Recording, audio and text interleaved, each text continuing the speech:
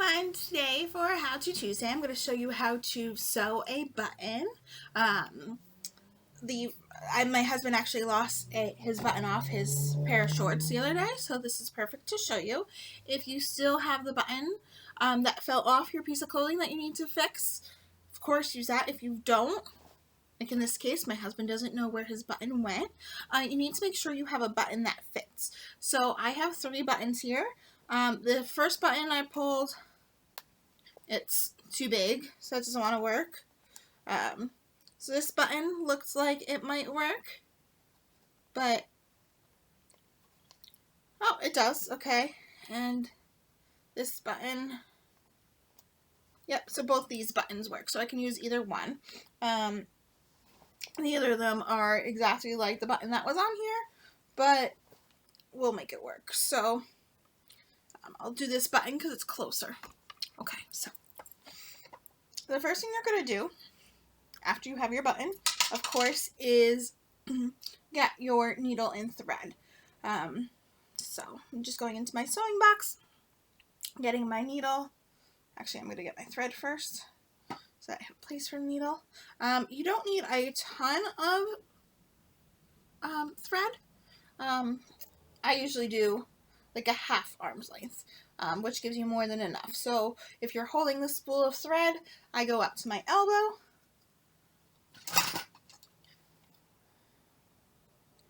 I'd always rather have too much thread than not enough thread. Okay. So back to my needle. You're going to thread your needle. There's all sorts of ways to thread your needle. Some people do it where they roll it in their hand and then thread it. I've tried that. I can never get that to work. There's all sorts of ways. So anyway, if you can't get through right away, not that it's the most hygienic, but sometimes I do lick the end of my thread. Okay. So pull it through. This is the way I learned how to do it in middle school, so it's kind of just habit to do it this way. I always make a knot at the end. You don't have to do this part, but again, habit. So, thanks to my middle school home ec teacher. And I usually just do a second knot as well, just to make sure that it's really knotted. Okay. So,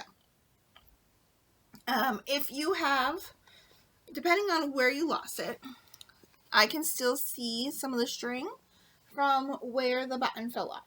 So if you have that, you can use the same spot to mark where you're going to do it. If you don't, you can just do a test and see about where it goes. Okay, so I pull the needle through all the way. I'm going to take my button, put the needle through one of the holes, and then I make an X pattern. So, it's through the one, put it through the opposite hole,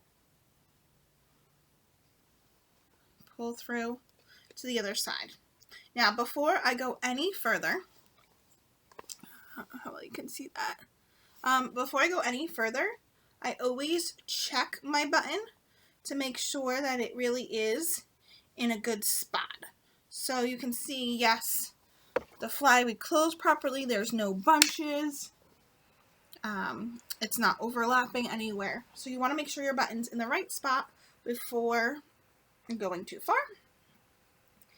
And then you're going to make an X. So I always work to the right. So whichever hole I pulled it through, you're going to push it back through the needle back through the material. And I usually, I don't know how well you can see this, I push it through the material, not worrying about it going through the button right away. And once the needle's through, then you can work what hole. So, doing this a little funny so that you can see it. So through, and then opposite hole. So diagonal. Push it through. And then you should have an X formed. Okay? And then you're just going to keep making X's. I usually do it about 3 times and then check it.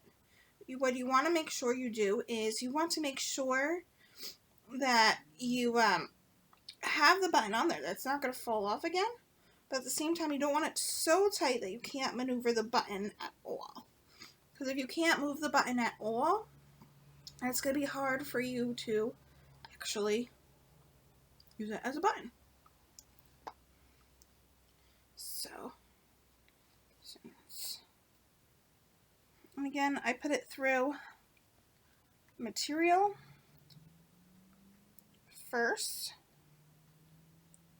and then I can see which buttonhole to put it through. So, just keep pushing it in and out. Okay, so now I've done it, gone through each hole 3 times, and you can see my button is definitely on there, but it's still a little loose, so I'm probably going to do it 2 more times. Should be sufficient. And if your material is a little hard to poke through, I will even just push it onto my leg and use my leg as pressure. Sorry for the sniffling. I just finished up lunch, and I love spicy. And so I got the ghost pepper chips from Trader Joe's. And they're not super spicy when you taste them. But if you've ever had ghost pepper before, you know ghost pepper has a slow burn afterwards. So now no matter how much I blew my nose, I am a little sniffly, so I apologize about that. So again, you're just making a X pattern. So diagonal, then to the right. The next one. Okay. So now my button looks much more secure. And on the opposite side, it doesn't have to be beautiful because it is on the inside. No one's going to see it. And I know it's hard to see. I'm using white thread on khaki shorts.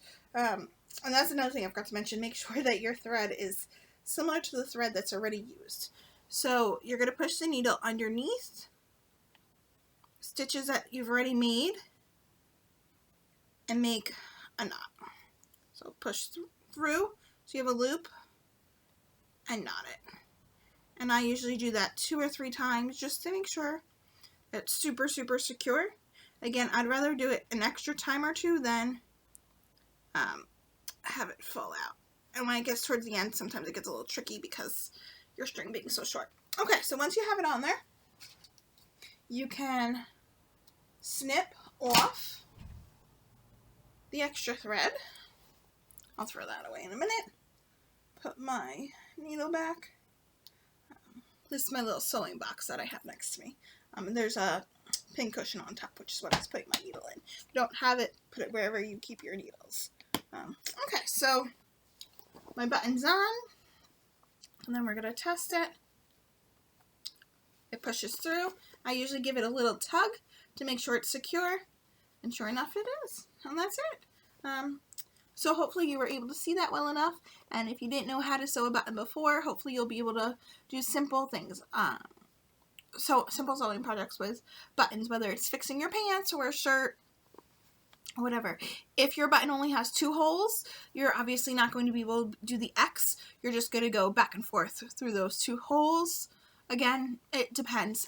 Usually it's about 5 times, I find, to get it so it's secure enough but still loose enough that the button, you do want the button to have wiggle room so that it can go through the hole. If you sew it too tight, let me unbutton these, so see how I have a little bit of wiggle room. If you sew it too tight, you won't have that and you won't be able to actually get it through the buttonhole. So you want to make sure that it has that little bit of wiggle room. Okay, and that's it for this Tuesday. Hope you're having a great day. Bye.